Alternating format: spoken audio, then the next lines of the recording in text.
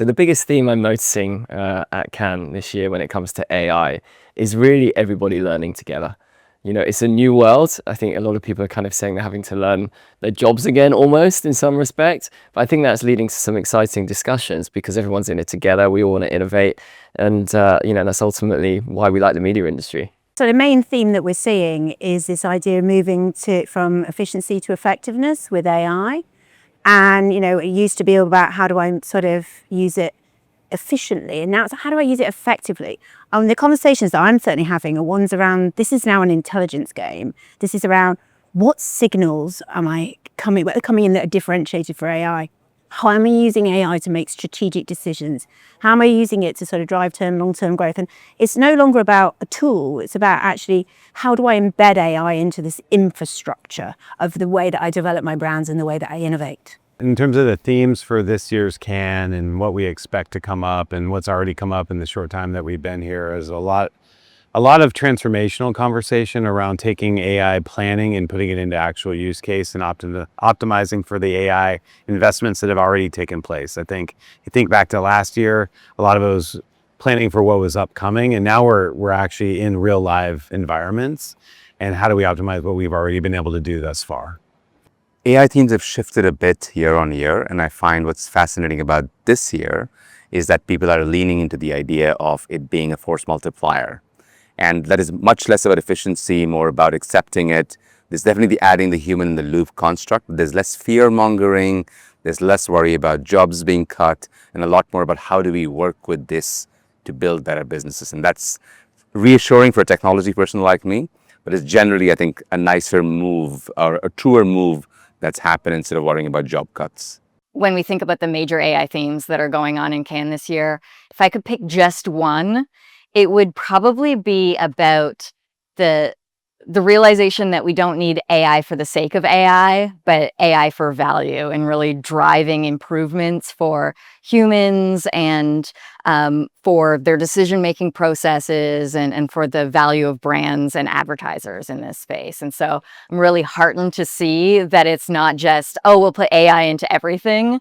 There's a much stronger focus this year on, well, what value is it bringing in that value chain and how are people going to have better experiences or lives out of it? There's a couple themes that I'm hearing about and then ones that I think we should be hearing more about. Obviously, there's a ton of discussion about LLMs and the promise and how they can make people work smarter, talk a lot about efficiency. I don't think there's enough conversation yet about people. How do we make people far more effective, not just more efficient? How do you get to more value added work and get rid of some of the drudgery? So we think that a lot of the opportunity is the change management with people.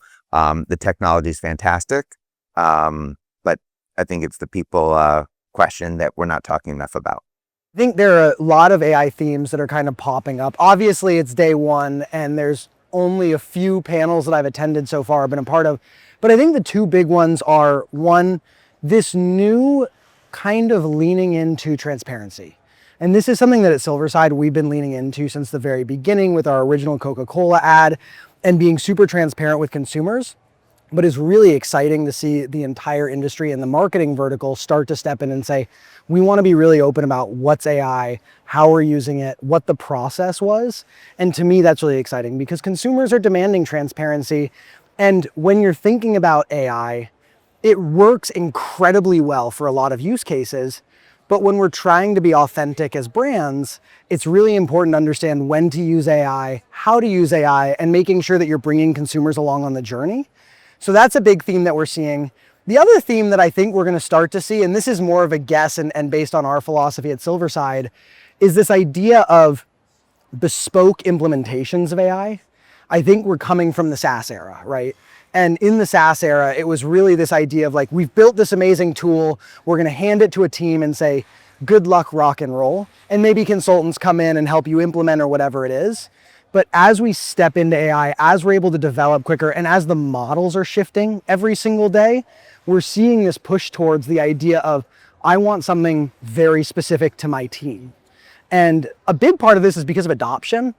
And it's really hard oftentimes to get teams to adopt anything, even when it's mandated. So as you step in and understand their specific use cases, work with them on what they need to solve, and then build solutions around that, I think that's going to be a thing we're seeing a lot more, and something that we've been doing at Silverside for a long time because of that adoption question. So instead of getting something that's going to get you 80% of the way to where you need to be, and then you have to pull in all these other tools, it's this idea of let's get you 100%. Let's make sure we set you up from a place to iterate, and then also set you up from a place to be agile as the models adopt. And so for me, those are the two really exciting trends that like we've already heard, we've been talking about, but I think we're going to hear a lot more of over the course of the week.